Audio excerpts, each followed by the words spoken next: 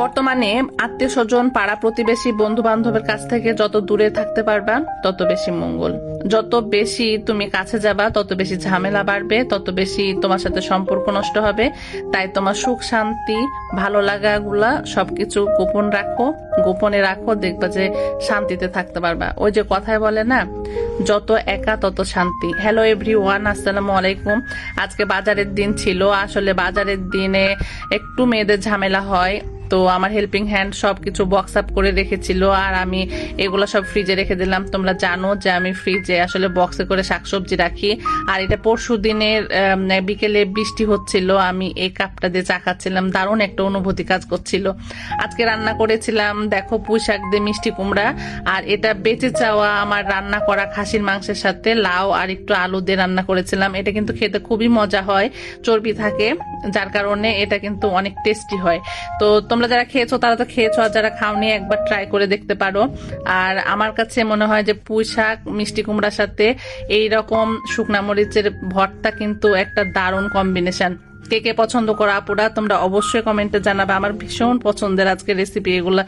তো খাবার দাবার শেষে আসলে আমি ডাইনিং টেবিলে কোনো খাবার রাখি না, সবগুলো খাবার যেগুলো বেঁচে যায় আমি বক্সে করে ফ্রিজ আপ করে রেখে দিই, আর এভাবে সুন্দর করে আমি ডাইনিং টেবিলটা গুছিয়ে রাখি। তো আজকে তোমাদের সাথে শেয়ার করব, এটা হচ্ছে একটা ওয়াকিং প্যাড। আর যেসব আপুরা বা ভাইয়ারা ট্রেডমিল কিনতে চায় কিন্তু জায়গার অভাবে কিনতে পারে না, যেমন আমার ছোট বাচ্চা, আমি বাইরে এত সুন্দর পরিবেশ, আমার বাইরের পরিবেশটা কিন্তু আমি হাঁটতে যেতে পারি না, কারণ বাচ্চা রেখে কার কাছে রেখে যাব।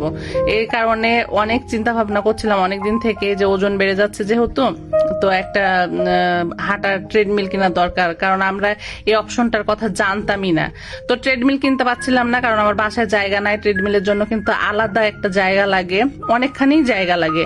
তো পরে একটা অস্ট্রেলিয়ান ভ্লগারের একটা ভ্লগ দেখতে দেখতে দেখি যে ওয়াকিং প্যাড বিছানার নিচ থেকে বের করে মানে সেট করে দেন হাঁটছে।